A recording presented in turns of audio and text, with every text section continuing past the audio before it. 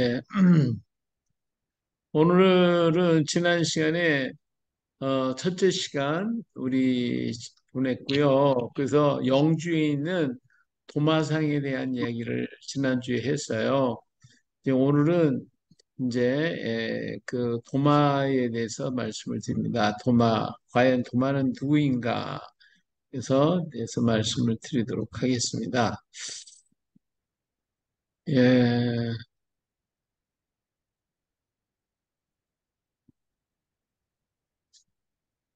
이상하게 안 넘어가네.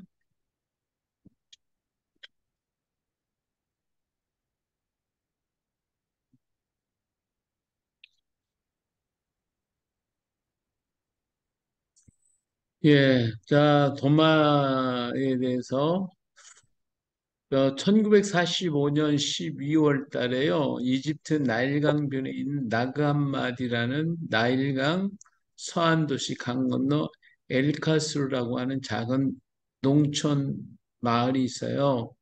거기에 아이들이 시바크라고 하는 흙을 캐기 위해서 3km 떨어진 게벨 알 타리프라고 하는 기암 절벽산에 가게 됩니다. 자, 여기 이제 보면 이 나그함마디라는 데가 있죠. 여기 나그함마디인데 바로 여기에 이제 살고 있는 그 작은 동네의 아이들이요. 시바크라고 하는 그 흙인데 우리가 그 농촌에 보면 논이 이제 그 오래되면 별로 거름기도 없고 잘 안 되니까 그 땅을 개량한다고 해가지고 지금은 모르겠어요. 그 전에 보면 거기다가 흙을 갖다 퍼다가 넣었는데 무슨 흙 갖다 퍼다는지 아세요? 헥토. 어떤 흙이요? 개토 사업이라고 그래서 흙을 바꿔주는 거죠. 어, 그러니까 그 흙이 뭐예요? 객토할 때? 산에 있는 흙이나 이런 걸 갖다가 위에 깔아놔요. 그 산의 흙이 네, 황토예요, 황토. 네, 예. 네, 산. 예, 황토를 갖다 집어넣었어요. 그래가지고 그 논을 갖다가 흙을 이렇게 거름진 흙으로 이렇게 바꿔 놓는 일을 했어요. 마찬가지로 여기에는 시바크라고 하는 흙을 밭에다 갖다 이렇게 넣어요. 그럼 여기 이 시바크라는 흙이 굉장히 질소가 많이 있어가지고 그래서 열매가 잘 맺힐 수 있도록 그렇게 된다는 거예요. 그래서 이제 아이들이 가서 이 흙을 파가지고 오는 거죠. 자, 이때 이 동네에서 나가암마디라는 그 동네에서 이제 이곳에 시바크라는 흙을 캐기 위해서 어, 아이들이 같이 가게 됩니다. 여기에 이제 예, 15살 먹은 아부 알 마지드라고 하는 아이가 땅을 파다가 어, 그 땅을 팠는데 그 땅을 파다가 거기서 구멍을 하나 발견하게 되죠. 자, 여기 보니까 여기 흙이 있죠. 여기 하얀 흙, 이거 있죠. 바로 이 언덕인데 이 언덕 위에 여기에 가면 이런 하얀 흙이 나와요. 여기 시바크라고 하는 흙이에요. 근데 이 시바크라고 하는 흙을 이제 푸대에다 담아가지고 이제 나귀 같은 데 싣고 이렇게 가게 되는데, 음, 그래서 여기에 이제 같이 갔어요. 근데 여기 이제 어, 지금 어디서 이렇게 지금 잡음이 많이 들리거든요.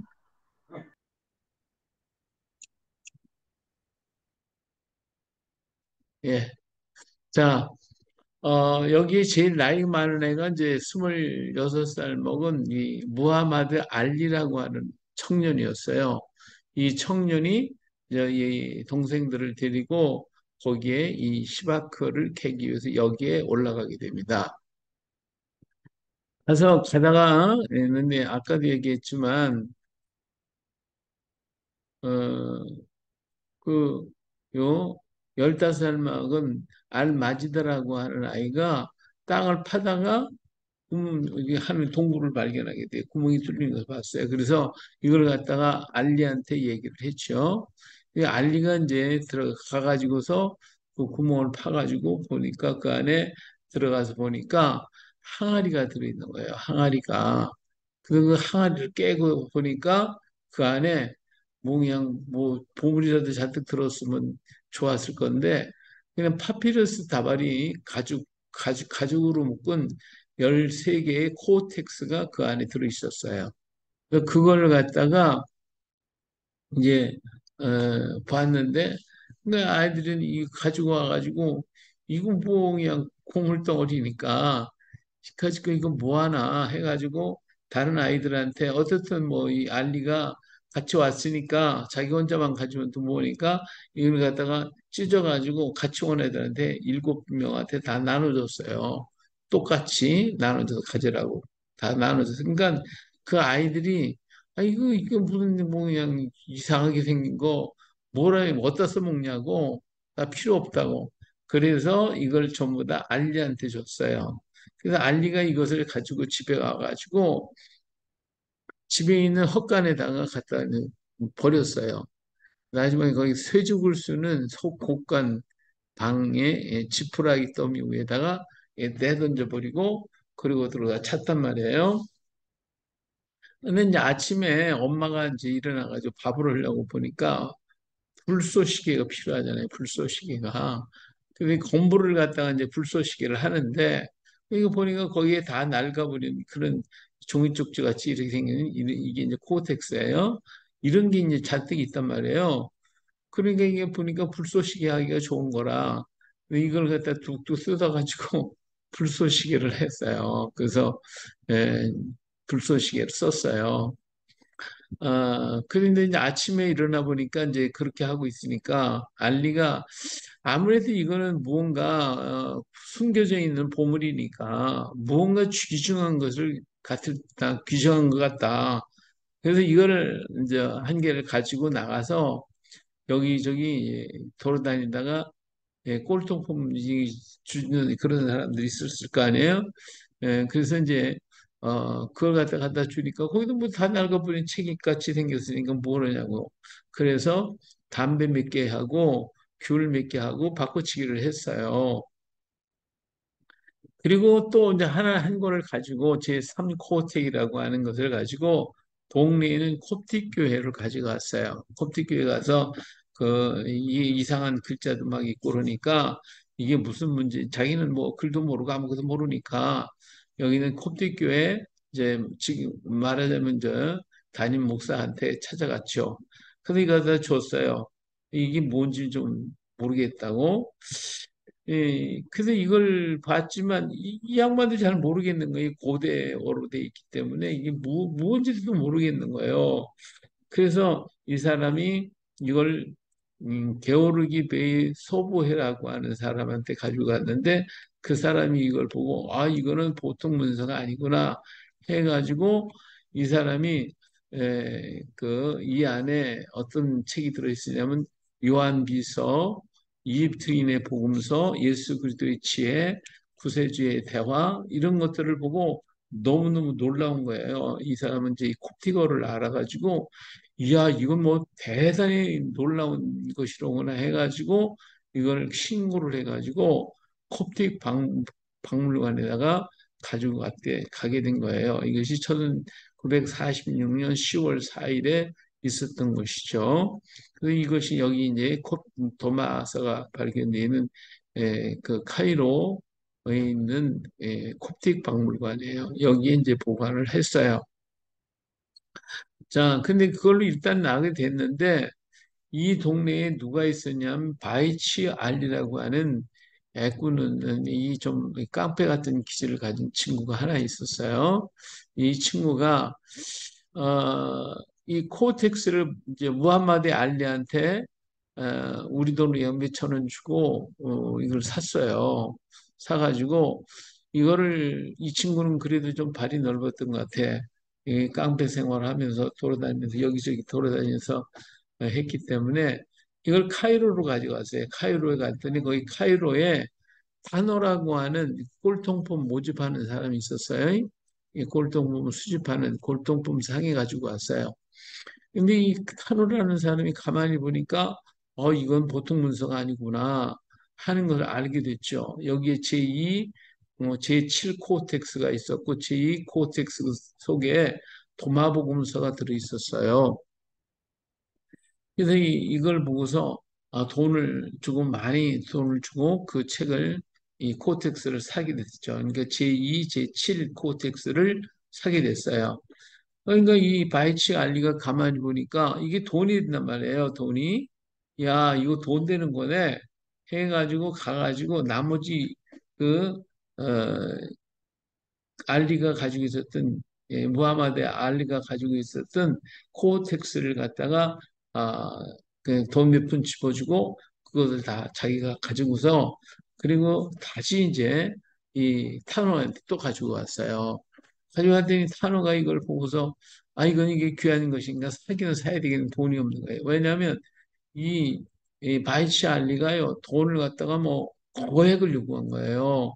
엄청나게 많은 돈을 요구했는데 자기 가지고는 뭐 안 되겠어서 그것이 귀하다고 생각한 타노가 친척의 도움을 가지고 이 책을 구입하게 됐어요. 자, 여기에 이제 들어있는 책들이 이제 경주자 도마서, 도마복음서, 도마유아복음서, 도마묵시록, 도마행전, 람만의 찬송, 뭐 이런 여러 가지 책들이 그 안에 담겨져 있었던 것을 발견하게 됐죠. 그리고 이들 문서가 2, 3세기경에 저술되었을 것으로 추정됐다라고 하는 것이죠. 근데 그럼 왜 이 코텍스가 이렇게 묻혀지게 되는가? 그것은 AD 367년에 성경, 정경의 목록이 다 작성이 됐어요. 그때에 이걸 주장했던 사람이 아다나시우스인데 정경 목록 27권, 신약 성경 이 17권이 만들어지자 부활절 메시지에서 정경으로 인정한 것과 비슷한 거, 그런 책들이 있으면 혼란이 되니까 이런 책들은 전부 다 없애버리라고 그랬어요. 다 에, 불질러 버리라고 그랬어요. 다 없애버려라 하는 명령을 하게 된 겁니다.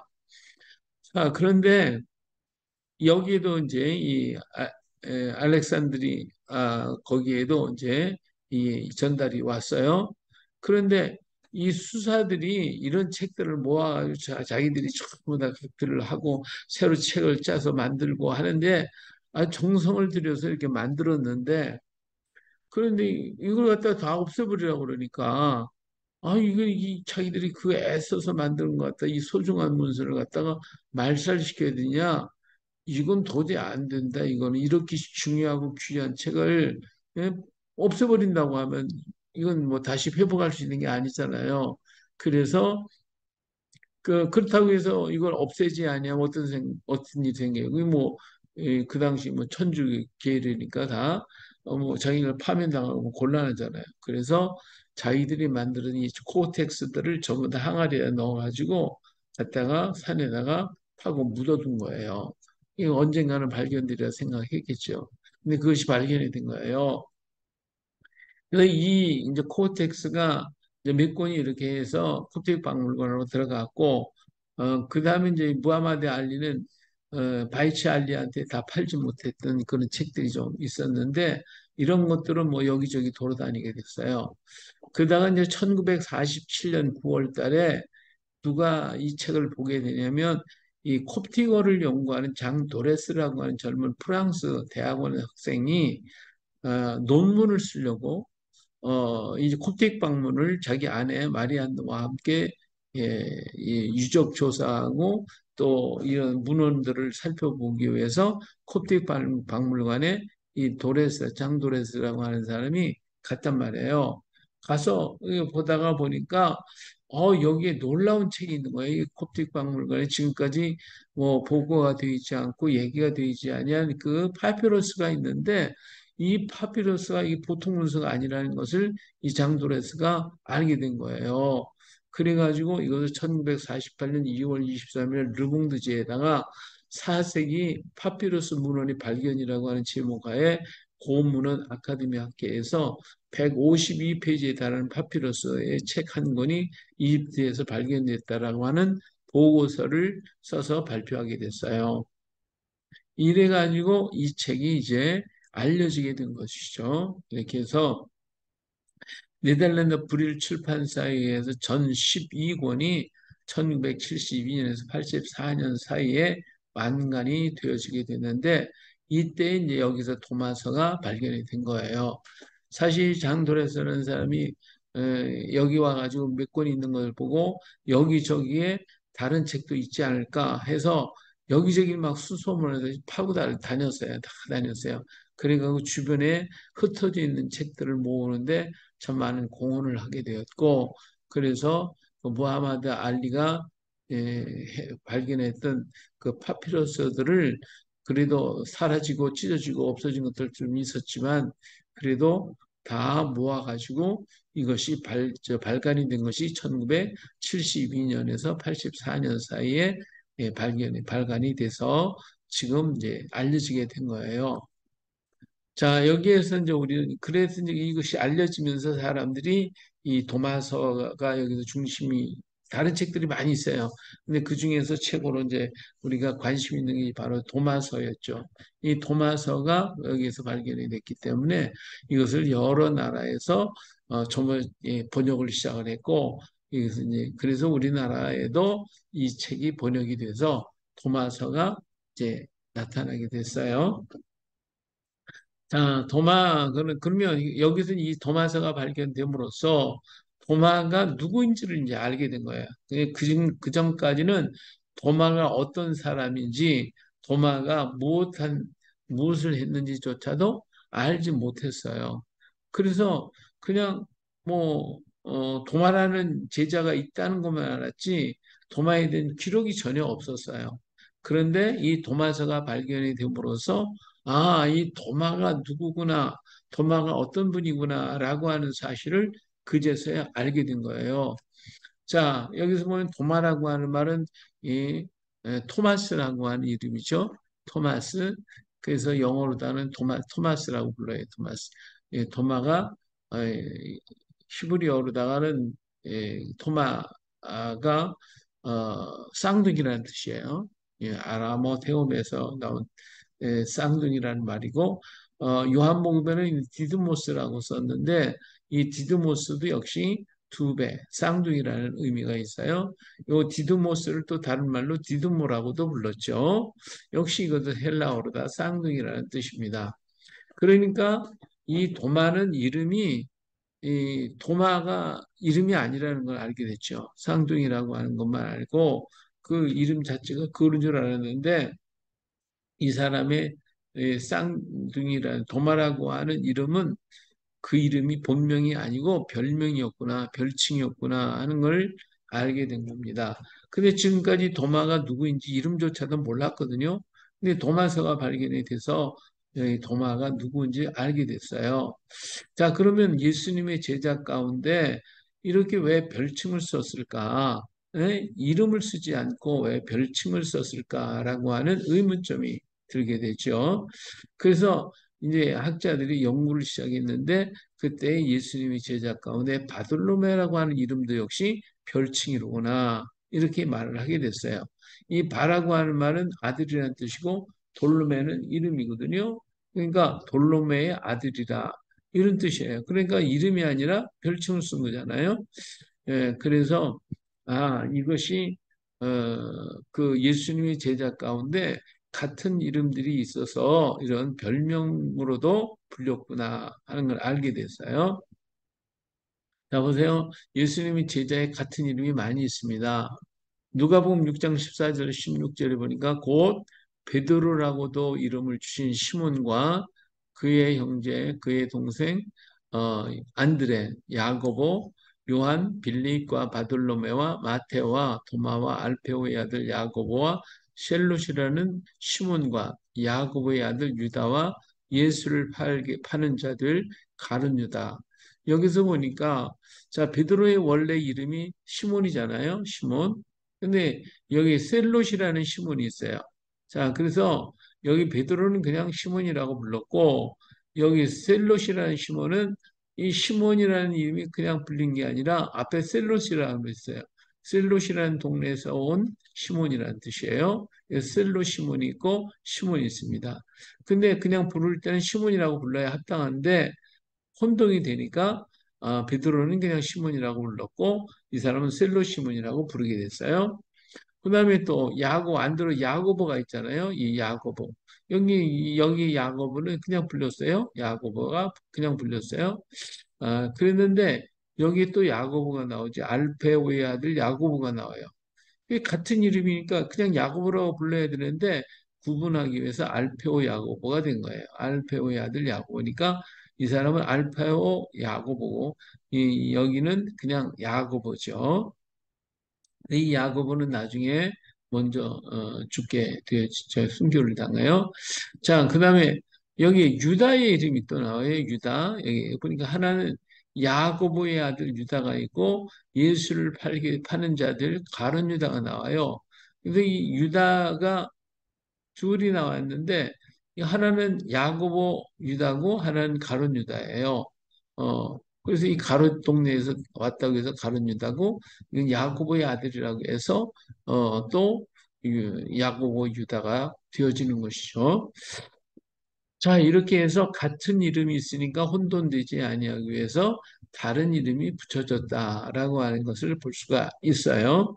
별칭을 그래서 사용했구나 하는 거죠. 그러면 이 도마도 별칭을 쓴 걸 보니까 도마의 이름이 이 중에서 있었을 것이다라고 하는 거예요. 여기서 한 가지 희한한 것은 뭐냐면 여기 하나의 야고보는 그냥 야고보라 썼고 하나는 얄페오 야고보가 됐거든요. 근데 유다에 대해서는 어떻게 했냐면 두 사람 다 하나는 유다 하나는 가룟 유다 그러면 되는데 그렇게 안 하고 야고보의 아들 유다 그러니까 야고보 유다가 있고 가룟 유다가 있더라 이거예요. 야 이상하다. 왜 다른 사람들은 하나는 그냥 썼는데 그리고 한 사람은 앞에다가 다른 수식어를 붙였는데 이 유다만은 둘을 다 앞에 수식어가 붙어 있단 말이에요. 그래서 좀 이상하구나 이렇게 생각했을 뿐이었죠. 자, 그런데 이 도마서를 발견하고 보니까 도마의 이름이 나왔어요. 도마는 이름이 유다라는 거예요. 유다. 이 그 도마행전 1장에 가서 보니까 인도는 쌍둥이라고 부르는 유다 도마에게 떨어졌다. 아, 그리고 31장에 가서 보니까 당신은 그리스도의 쌍둥이 형제이며 이렇게 기록이 됐단 말이에요. 자, 여기서 보니까 이게 도마가 분명하대. 이 도마인데 도마의 이름이 유다라고 하는 것이 여기서 이제 발견이 된 겁니다. 이게 그리고 인도로 간 도마, 인도의 도마가 간 것은 어, 그 역사서 기록에는 역사 기록에 남아 있거든요. 그러니까 어 인도에 지금 도마가 갔고 그 도마가 바로 유다니까 이 사람이 예수님이 제자라는 것을 알게 됐고 또 이름이 유다라고 하는 것을 알게 되었고 근데 이렇게 해서 이름이 알려졌어요. 그런데 더 놀라운 것은 31장에 기록된 거예요. 당신은 그리스도의 쌍둥이 형제이다. 이거 보니까 예수님의 동생이네? 이렇게 됐잖아요. 예수님의 동생. 그렇잖아요? 여기에 이제 놀라운 일이 벌어지게 된 것이죠. 지금까지 이름도 몰랐는데 유다가라는 이름이 있었고, 그 다음에 이 유다는 예수님의 쌍둥이 형제다. 하는 것이 알려지게 되니까, 그리고 11장에 보니까 예수님과 유사하게 생겼다고 그랬어요. 자, 이런 여러 가지 보니까 도대체 이 유다는 어떻게 된 것이냐? 정말 그러냐? 예수님의 동생 가운데 쌍둥이가 있단 말이냐? 이렇게 해서 다시 연구가 들어간 거예요. 자, 그러니까 그러면서 신약 성경 유다서가 보니까 1장 1절에 예수 그리스도의 종이요 야고보의 형제인 유다 이렇게 나오거든요. 그 여기 야고보의 형제가 나온단 말이에요. 여기 유다가 나오니까 이 야고보는 누구를 얘기하냐면 이 당시에 야고보는 예수님의 제자 야고보가 아닙니다. 이 사람은 야고보는 헤롯이 죽였기 때문에 여기 야고보는 그 당시 예루살렘 성전의 감독으로 있었던 예수님의 첫 번째 동생 야고보예요. 그래서 이 야고보가 어, 늦게 예수를 믿게 되고 그래서 예루살렘 교회 감독이 됐단 말이에요. 그 정도로 이 사람은 기도도 많이 있고 대단한 사람이 됐어요. 그런데 그 형제의 유다라고 하는 거 보니까 예수님의 동생이 맞단 말이에요. 유다가 동생 예수님의 형제들 중에 유다가 있다는 거예요. 자, 그러면 예수님의 가족을 이렇게 한번 돌아보니까 마가복음 6장 3절에 어머니 마리아와 목수 그리고 동생들 그리고 뭐예요? 야고보, 요셉, 유다, 시몬, 그리고 누이들이 있어요. 이걸 보니까 여기 유다가 나왔단 말이야. 예수님의 동생들 중에 유다라는 이름을 가진 사람이 있다라고 하는 것을 알게 됐어요. 자, 그런데 이 중에 누가 쌍둥이냐? 이것이 이제 궁금하잖아요. 근데 마태복음에 가서 보니까 13장 55절에 목수의 아들. 그러니까 여기 마리아와 목수 나왔죠. 모친 마리아. 이게 똑같죠? 예, 이거 같이 나왔어요. 그리고 그 형제들이 나와요. 형제들인데 야고보, 어째 마가복음에 있는 야고보 똑같아요. 두 번째 요셉 똑같아요.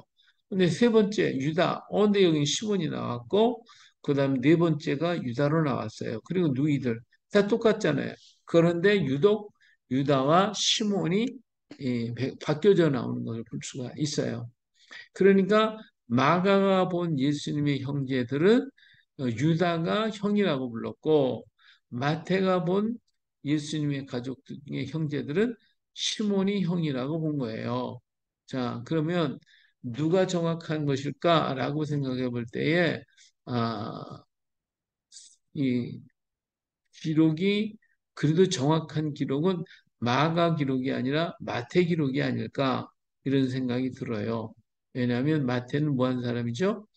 예? 이 사람이 세리장이잖아요. 그렇죠? 세금 받는 사람이요. 그러니까 한 사람 한 사람의 이름과 그 가족과 숫자를 다 알아가지고 세금 받는 일을 했기 때문에 아마 이 예수님의 가족에 대해서 잘 알고 있지 않았을까. 그래서 뭐 마가가 기록한 게 틀렸다, 이 마태가 기록한 게 맞다 말할 수는 없겠지만 그러나 그렇지 않았을까라는 생각을 해봐요. 다만 마가와 마태가 이 셋째와 넷째를 구분을 못했다는 사실이죠. 왜 구분을 못했겠어요? 이 사람들이 얼굴이 너무 똑같기 때문에 누가 형인지 누가 동생인지 구분이 안 됐다라고 하는 의미가 되겠죠. 그래서 이 두 사람이 뭐가 됐다? 쌍둥이다라고 하는 증거가 나타나게 된 거예요. 자, 그러면 예수님의 가정을 우리가 다시 한번 볼까요? 자, 육의 아버지는 누구예요? 요셉이었어요. 그 사람은 목수였어요. 예, 그래서 마태복음이나 마가복음이라고도 다 보니까 목수의 아들 뭐 이렇게 나는데 목수의 아버지는 목수였어요. 자, 그러면 목수는 어떤 사람이냐? 이 목수는 건축가와도 같아요. 나무, 돌, 철 이런 것들을 다 다룰 줄 아는 사람이 바로 목수의 모습입니다. 그래서 마태복음 13장 55절에 이는 그 목수의 아들이 아니냐 그 어머니는 마리아 한 거 보니까 예수님의 아버지 이름은 아버지는 목수였다라고 하는 것이 분명한 거예요. 그런데 마가복음의 6장 3절은 소개할 때 또 뭐라고 소개를 했냐면 마리아의 아들 목수가 아니냐 이렇게 또 나와요. 마태복음에서는 목수의 아들로 나타났고 마가복음에서 마리아의 아들 목수가 아니냐라고 했으면 보니까 예수님도 뭐가 됐어요? 예수님도 목수였구나라고 하는 것이죠. 그래서 이제 이렇게 어, 아버지도 목수, 예수님도 목수였다라고 하는 것이 알려지게 되어진 겁니다. 자, 그래서 그러면 동생들은 어땠을까? 아마 동생들도 목수였을 것이다라고 하는 거죠. 동생도 예수님을 따라서 목수 일을 했을 것이다. 라고 하는 겁니다. 그러니까 예수님이 이제 제일 맏형이 됐잖아요. 맏형이고, 그리고 아버지의 그 일을 돌봐서 목수 생활을 했단 말이에요. 목수가 됐단 말이에요. 그러다 보니까 동생들도 형을 따라서 목수를 배웠겠어요. 그래서 목수가 됐어요. 다들 목수가 됐어요. 왜 이 당시에 이렇게 목수가 많았겠냐? 이 예루살렘이 그 당시 황폐된 것이 BC 63년에 로마 장군 폼베이우스가 예루살렘을 점령을 했어요. 이때에 사람들이 얼마나 많이 죽었는지 이루 말로도 알 수 없이 많은 사람이 죽었고 예루살렘은 전부 다 불타버리고 파괴되어 버렸어요. 그래서 로마 통치하에 예루살렘이 들어가게 됐고 예루살렘은 완전히 파괴된 그러한 도시가 되어버렸죠. 자, 이러한 역사가 있어요. 그래서 BC 37년에 헤롯이 당시 예루살렘을 통치하던 하스모니아의 왕가를 로마와 결탁해서 물리치고 이어서 7명의 자기 친인척을 처형하고 로마군의 지원을 받아서 분봉왕이 되어가지고 예루살렘을 통치하고 있었어요. 이 헤롯 왕이요. 자기가 왕이 되기 위해서 어떻게 하면 내가 왕이 될까 해서 그 당시에 이제 왕가가 있었는데 그 왕가를 전부 다 없애버리고 그리고 자기가 자기 하고 맞서는 권력 그런 가족 식구들 전부 다 친인척을 7명이나 처형시켰어요. 아주 악한 사람이죠. 그리고 로마 장군들과 로마의 관리들하고 협업을 해가지고 자기가 어, 예루살렘의 분무왕이 되는 역할을 하게 됐습니다. 자, 이렇게 되니까 로마에 의해서 왕이 됐잖아요. 이런 큰 역할을 하게 됐어요. 그때에 그 로마에 어떤 일이 생겼냐면 로마 황제 옥타비아누스가 그 로마의 모든 통치를 이루고 로마 세력이 강성하게 되어지자 자기 이름을 아우구스투스라고 이름을 바꿉니다. 이 아우구스투스라는 말은 신의 아들, 세상의 구원자라는 의미인데 지존자라는 의미고 또 우리 동양으로 이야기하면 황제가 되는 거죠. 황제, 그래 아니면 천재가 돼, 천자가 되는 거예요. 그렇다면 무슨 얘기냐? 신의 아들이란 말이에요. 천자, 신의 아들이다. 황제들 이런 것들이 그런 자리로 명칭을 바뀌면 내가 신의 아들이다. 곧 뭐예요? 지가 신이라는 뜻이죠. 이렇게 이름을 바꿔가지고 옥타비아누 스가 아우구스투스라고 하는 이름으로 바꿨어요.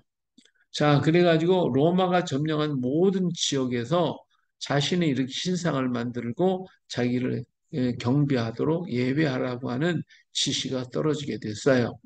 자, 이렇게 되니까 로마가 점령한 모든 지역에 이 옥타비아누스의 상이 세워지고 전부 다 이 앞에 가서 절을 하고 예배할 수밖에 없게 됐단 말이에요. 근데 이때 이제 헤롯이 이렇게 아우구스투스가 됐으니까 선물을 해야 할 거 아니에요. 무언가 로마에 의해서 씨가 왕이 됐으니까 잘 보여야 된단 말이에요.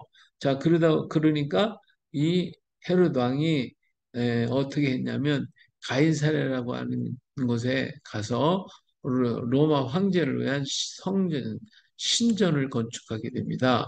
자, 우리 가이사랴 필리포 지방 아시죠? 여기가 이제 갈릴리 바다고 갈릴 바다 위에 쭉 올라오면 가이사라 필리포 지방이 있어요.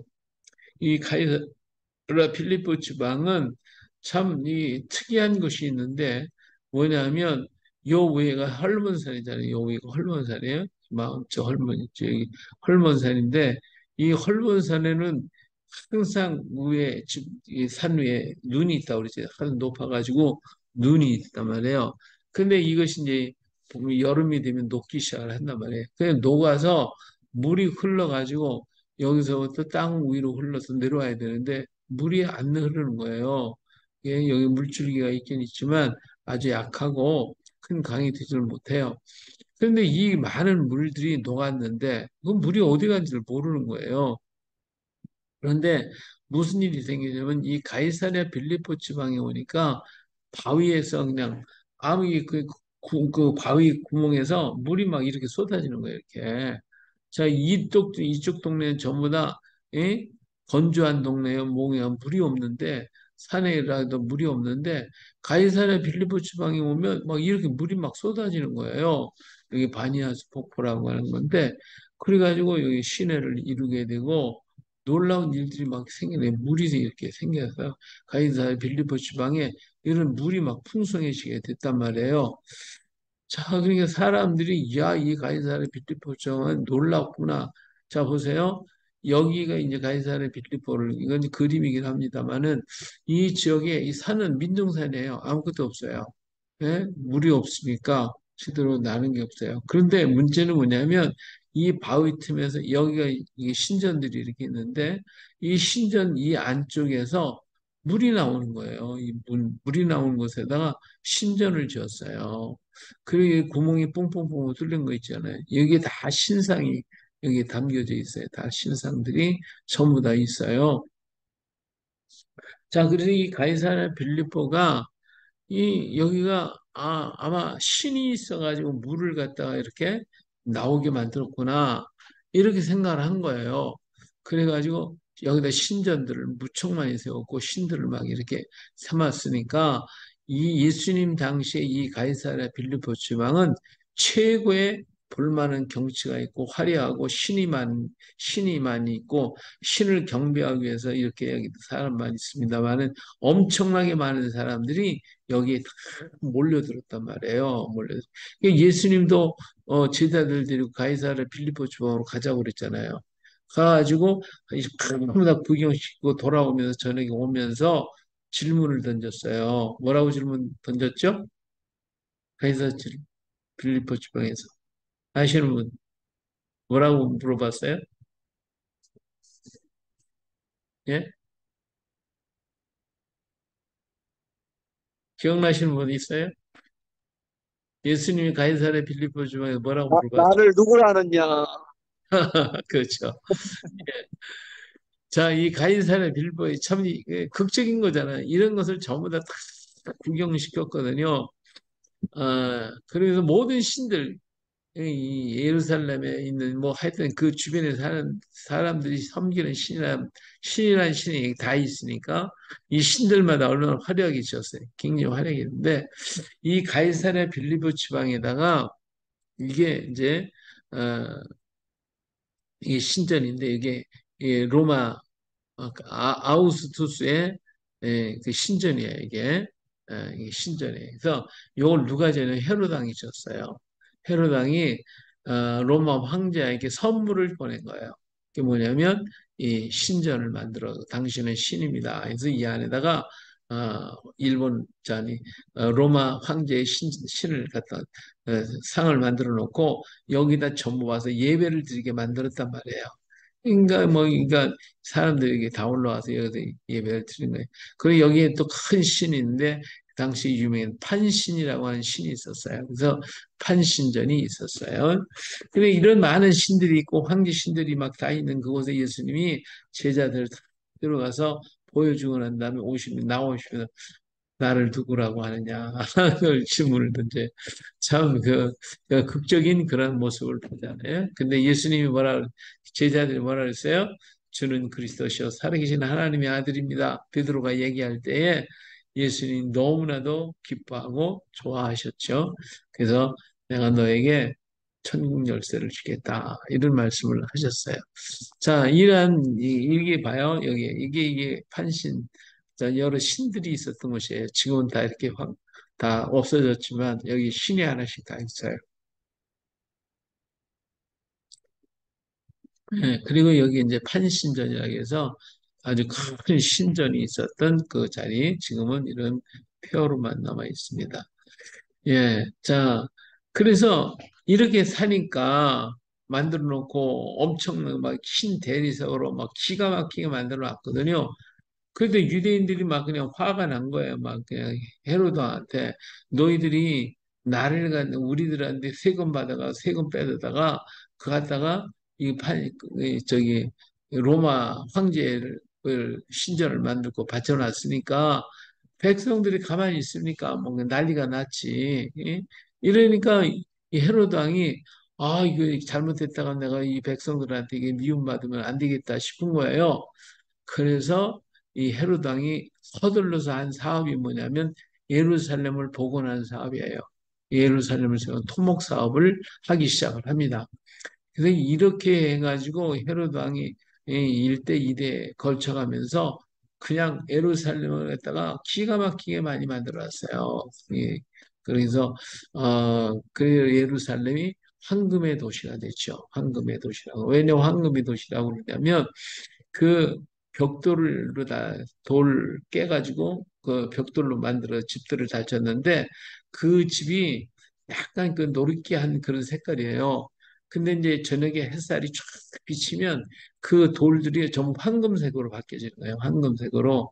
그러니까 멀리서 보면 이 예루살렘이 어떻게 보여요? 전부 다 금덩어리를 보이는 거야. 그냥 그 황금의 도시 예루살렘. 이걸 건축한 사람이 누구예요? 헤롯 왕이 건축을 했단 말이에요. 자, 이렇게 건축을 하다 보니까 뭐가 필요했겠어요? 많은 기술자와 노동력이 필요했고 석공들과 목수들이 그냥 대단히 많은 목수들, 석공들이 필요하게 됐어요. 그러다 보니까 대우를 받게 됐죠. 목공과 석공들이. 그래서 예수님이 아마 제 동생들도 여럿이 있었는데 예수님과 함께 5명이 되겠죠. 4명의 동생들이 있었으니까 이 당시 이들이 한 나이가 20대예요. 다 20대. 그러니까 예수님이 동생들을 데리고 뭐 했겠어요? 그냥 목수 배웠으니까 이들 데리고 다니면서 아마 이 목수 일을 하지 않았을까. 그래서 돈을 많이 버는 것 같아요. 그래서 여기에서 이제 세례 요한도 만났고 세례를 받게 되고 시험산에 가서 시험을 받으시고 나사렛으로 다시 돌아가시게 됐었죠. 그리고 난 다음에 예수님은 어디로 가시냐면 어 저기 가버나움으로 이사를 가세요. 이사가셨어요. 음. 자, 여기 보니까 뭐라고요? 세례 요한이 잡힌 것을 들으시고 나사렛을 떠나 해변의 가버나움으로 이사를 하셨다고 했어요. 마태복음 4장 12절부터 있는 말씀이. 여기가 나사렛을 떠나 수불론과 납달리 지경 해변에 있는 가버나움으로 사시니 그랬거든요. 여기 보니까 이 지도가 보이나 모르겠네. 예, 이 가버나움이 이 갈릴리 바다에 있는 여기에 이사를 가죠. 여기 나사렛이라는 동네에서 이사를 가신단 말이에요. 근데 이 가버나움 여기 나사렛은 시골 촌구석이에요. 정말 가난하게 살아서 문박 짓고 저희 땅 파고 사는 그런 집들이 많았는데 예수님 가정도 뭐 그리 잘 살지 못했던 가정인데 이 사람들이 그 가버나움으로 가서 살아요. 이 가버나움 이스라엘 이 가버나움은 갈릴리 바다 해변가에 있는 도시이고 로마 사람들이 만드는 도시이기 때문에 굉장히 화려하고 당시에 엄청나게 좋은 도시예요. 지금으로 얘기하면 부산과 같은 그런 큰 도시예요. 그러니까 거기에 가려면 어떻게 했어요? 돈이 아마 굉장히 많이 있어야 됐겠죠. 근데 이 돈이 어디서 나왔겠어요? 아마 이 예수님과 예수님의 동생들이 나가서 열심히 일을 해가지고 아마 부자가 된 것 같아요. 돈을 많이 버는 것 같아요. 그래가지고 가버나움으로 이사를 가신 것 같아요. 그리고 갈릴리 지역으로 이제 이사를 와서 새로운 집에서 큰 집에서 사셨는데 그런데 예수님이요, 일을 해야 하잖아. 일을 해야 동생들 데리고 일을 해야 하는데 그냥 일을 하지 않고 밤새 돌아다니면서 뭐 전도한다고 뭐 제자들 데리고 다니고 여기저기 돌아다니면서 얘기만 하고 전도만 하고 있잖아요. 예, 그러니까 이게 문제가 된 거예요. 여기 보니까 마태복음 4장 18절 갈릴리 해변에 다니시다가 두 형제 곧 베드로라 하는 시몬과 그의 형제 안드레가 바다에 금을 던지는 것을 보시니 그들은 어부라 말씀하시되 나를 따라오라 내가 너희를 사람을 낚는 어부가 되게 하리라. 이렇게 예수님께서 이렇게 제자들을 모으시고 그리고 말씀을 전하고 전도를 다니시는 거예요. 4장 24절 예수께서 온 갈릴리를 두루 다니사 그들의 회당에서 가르치시며 천국 복음을 전파하시며 백성 중에 모든 병과 모든 약한 자를 고치시니 그의 소문이 온 수리아에 퍼진지라 사람들이 예, 사람들이 모든 앓는 자, 곧 각종 병에 걸려서 고통당하는 자, 귀신 들린 자, 간질하는 자, 중풍병자를 데려오니 그들을 고치시더라. 갈릴리와 데가볼리와 예루살렘과 유다와 요단강 건너편에 수많은 무리들이 따라오게 됐어요. 자, 그러면 지금 같으면 아마 이 사람들이 와서 막 헌금도 하고 막 그냥 돈 갖다 주고 막 그랬을지 몰라요. 그런데 그 당시에는 뭐 고침받은 걸로 끝나는 거지. 뭐 돈 갖다 주고 뭐냐. 물론 이제 예수님 대접을 했거나 뭐 그런 사람도 많이 있었겠지만은 이렇게 병 고치는 역사가 일어나고 막 그러면서 예수님은 돌아다니면서 밤새 이것만 하시는 거야. 아, 그러니까 이제 이 가정은 또 문제가 생긴 거예요. 가정의 생계를 맡았던 사람이 누굽니까? 예수님이잖아요. 그래서, 그래서 동생들 데리고 일을 나가야 대목장으로 노릇을 해야 되는데 일은 않는 거예요. 왜 밤새 전도만 하네.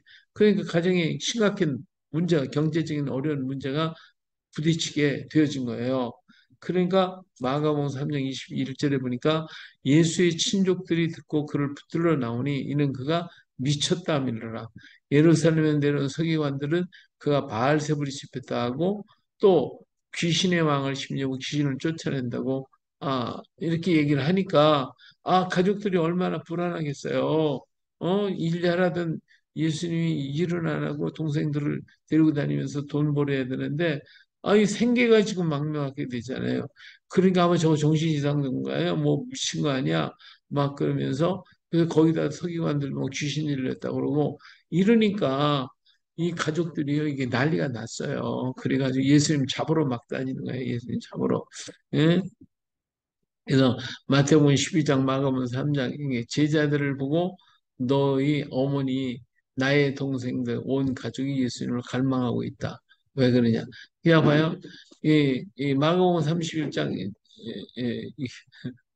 마가복음 3장인데 3장이 빠졌네.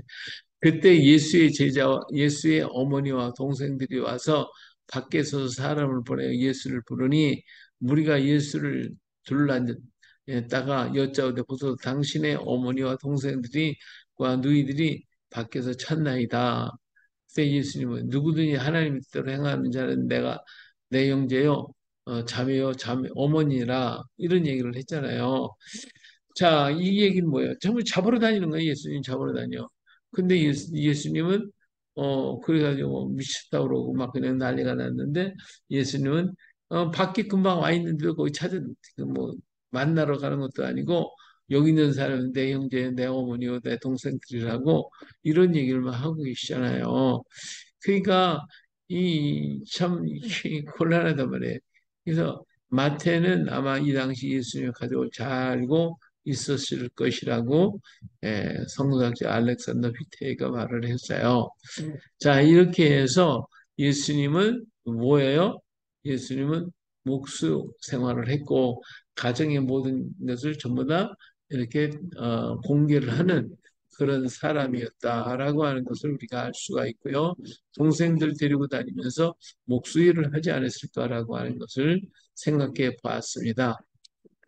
물론 지금 뭐 부자가 됐다 뭐 있다는 것은 뭐 성경에 있는 얘기는 아닙니다. 제가 이렇게 생각해 보니까 그런 것 같아요. 자, 그러면 도마는 어떤 사람일까?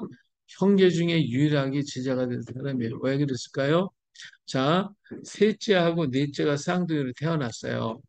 태어나니까 엄마 마리아가 둘을 갖다가 동생도 다른 동생도 있고 그런데 그들 돌보려니까 이 쌍둥이를 돌볼 길이 없는 거예요. 쌍둥이를 돌볼 수가 없어요. 너무나도 힘들어요.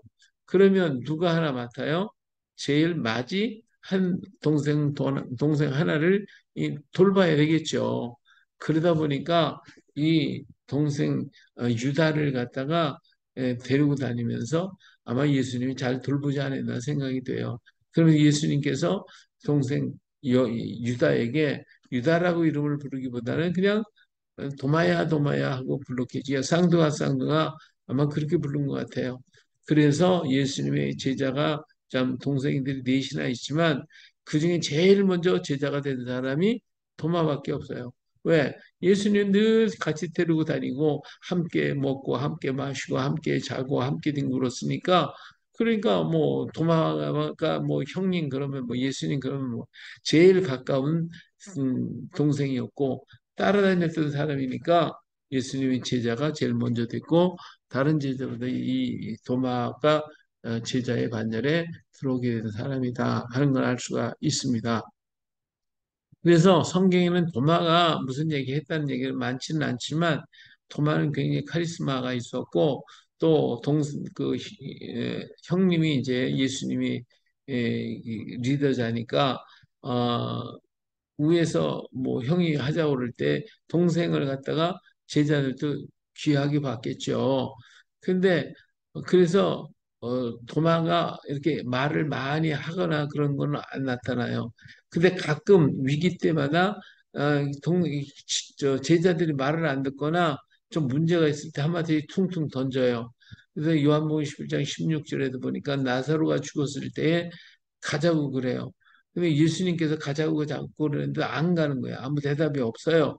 그럴 때에 이 도마가 나타나서 한 얘기가 우리도 함께 죽으러 가자.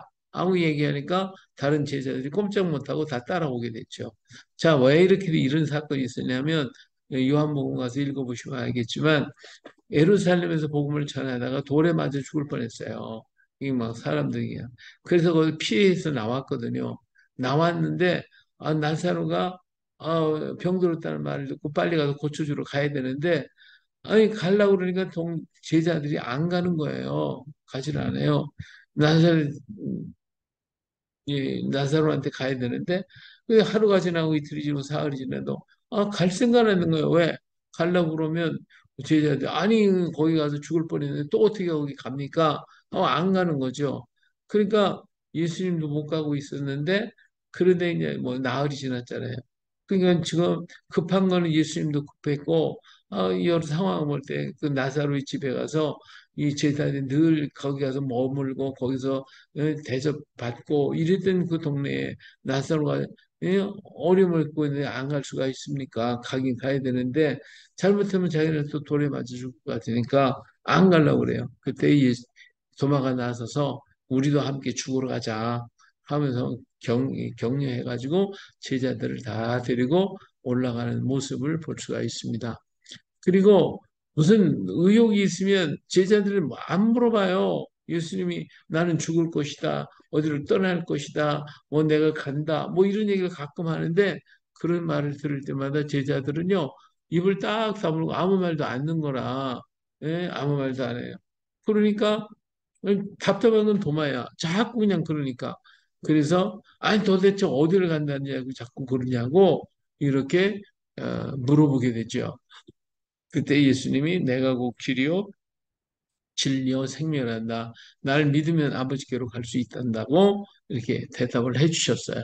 그러니까 이렇게 중요한 시점마다 또 문제가 되는 시점, 제자들이 잘 안 움직이거나 이렇게 한번 해야 할 때마다 도망 한마디 쿵쿵 던지는데 그 말을 제자들이 다 받아들이고 따랐다라고 하는 것을 볼 수가 있습니다. 이처럼 도마는 카리스마가 넘쳤고 그리고 예수님의 동생으로서 많은 권위가 있었다라고 하는 것을 볼 수가 있습니다. 자, 이런 도마가 있는데, 자, 오늘 시간이 많이 가지고 여기까지만 합시다. 우리 이제 사복음서에는 두 개의 신앙 고백이 있어요. 제일 중요한 것이 아까 가이사랴 빌립보 지방에서 물어본 베드로의 신앙 고백입니다. 네, 주는 그리스도시요 살아계신 하나님의 아들이십니다. 이런 얘기를 했죠. 다른 신들 다 보여줬어요. 그랬는데 그 중에서 예수님은 그리스도여 살아계신 하나님의 아들이십니다. 다른 신들 다 거짓 것이고 예수님만 진정한 하나님의 아들이십니다. 이렇게 고백을 할 때에 예수님이 너무 기뻐했죠. 그래서 바요나 신망한 네가 복이 있구나. 그러면서 내가 천국 열쇠를 너에게 주겠다. 근데 여기 그림이 이게 베드로의 그림인데 열쇠 갖고 있어요. 열쇠. 천국 문을 열고 닫는 사람이 베드로예요. 그래서 천주교 캐토릭에서는 베드로가 천국 문을 지금 문지기로 있다고 그런 얘기를 해요. 사실은 그게 아니라 천국 문을 열 수 있는 자격 이게 뭐예요? 이것이 바로 신앙 고백입니다. 이 고백은 뭐 주는 그리스도시요 살아계신 하나님의 아들입니다라는 고백이 누구나 있어야 됩니다. 이런 고백이 있을 때 하늘나라 갈 수 있는 길이 열려지는 거거든요. 그래서 천국 열쇠를 너에게 주겠다고 말씀을 했고 널 반석이라고 이름도 붙여주셨고 정말 좋은 일은 다 하셨어요. 그런데 예수님께서 하신 말씀이 뭐라고 했냐면 음? 이것을 너에게 알게 한 이는 아버지가 너에게 알려주셨다. 이런 얘기를 해요. 그러니까 베드로가 진짜 예수님을 잘 알아가지고 이런 고백을 할 수 있었던 사람이 아니고 성령의 감동을 통해서 지금 얘기했을 뿐이에요. 그런데 자기 성으로 돌아왔을 때는 엉뚱한 짓을 하기 때문에 예수님을 세 번씩이나 부인했던 사람이 베드로이기도 했던 사람이잖아요. 그래서 이 베드로의 신앙 고백은 굉장히 중요한 천국 갈 수 있는 그런 길이지만 그러나 더 이 고백은 베드로가 알아가지고 속에서부터 나온 고백이 아니라 제3자적인 고백, 성령의 가르침을 통해서 한 고백이었다라고 하는 것이죠. 그렇기 때문에 떤 위기에 당하거나 자기의 본심에 더 살아날 때에는 예수님 배반하고 막 그냥 예, 도망 다녔던 사람이 베드로이기도 한 거예요. 자, 두 번째 고백이 있는데 그게 뭐냐면 도마의 신앙 고백입니다. 도마는 예수님을 우리는 의심 많은 도마라고 얘기를 하는데 이 도마가 왜 의심 많아요?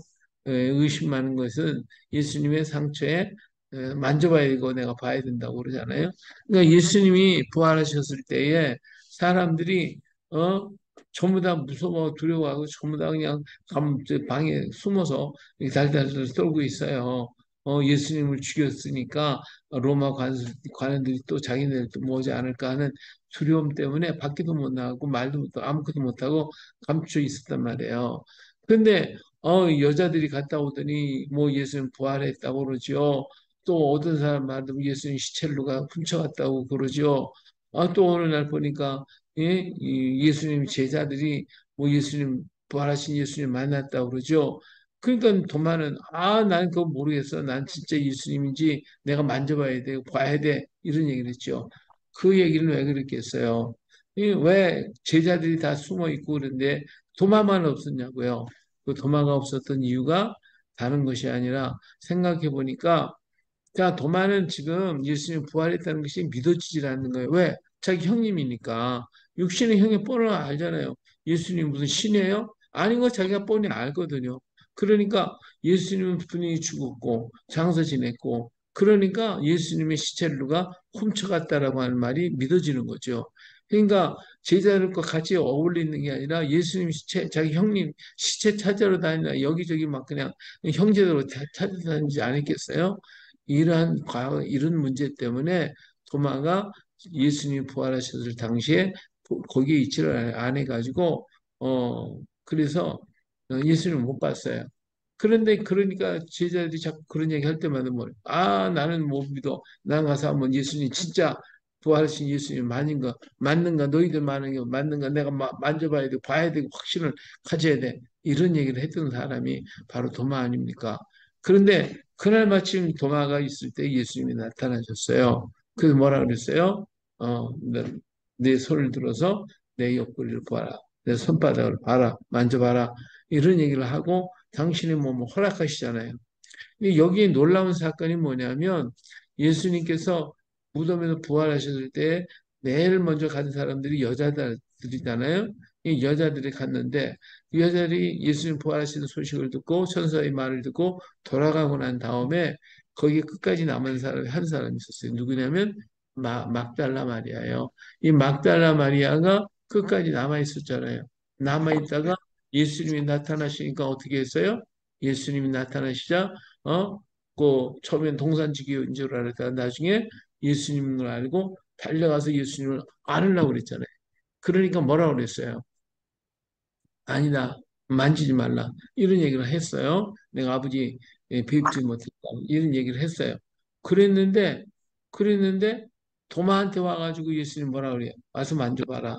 이런 얘기를 하시잖아요. 그러니까, 아니, 아까는 만지지 말라고 그러고, 지금은 만지라고 그러고, 좀 이상하잖아요. 예. 그래서 예수님이 도마에게 당신의 몸을 보여준 것은 도마가 못 믿는 것을 알고 있는 거예요. 믿을 수 없는 것을. 왜? 형이잖아요. 항상 예수님은 같이 먹고 마시고 같이 뒹굴고 같이 목욕하고 같이 뒹굴었던 그 예수님이 어 죽었고 그러니까 뭐 신이라는 생각 전혀 못했던 거 아닙니까? 그랬는데 그래서 자기 형님이니까 믿을 수가 없었던 거지. 그러다 보니까 예수님이 나타나셔서 도마를 알기 때문에 만져봐라. 그리고 믿지 못하는 자가 되고 믿는 자가 되라. 이런 얘기를 하잖아요. 그래서 도마가 확신을 하고 만져보고 그 다음에 그 자리에 딱 엎드려서 한 얘기가 나의 주, 나의 하나님이십니다. 이 고백을 했잖아요. 그래서 이 고백을 하고 난 다음에 그는 자기 속에서 진정으로 나온 고백이라 그는 뒤돌아보질 않았어요. 그래서 끝까지 이 말씀 붙들고 그 일생 동안을 이 길을 걸어갔다라고 하는 놀라운 역사를 볼 수가 있습니다. 그래서 서쪽으로는 바울이 땅끝까지 갔고 동쪽으로는 도마가 땅끝까지 온 사람이고 그는 인도에서 순교하는 그날까지 한 마음 한 번도 변함없이 예수님을 사랑한 사람이 도마였다 하는 것을 우리가 알 수 있습니다. 오늘 이 시대 속에서 베드로의 신앙 고백이 중요하지만 그러나 우리 속에서 진정 우러나올 수 있는 고백, 이 고백이 바로 나의 주, 나의 하나님이십니다. 예수님은 나의 주, 나의 하나님이 되십니다.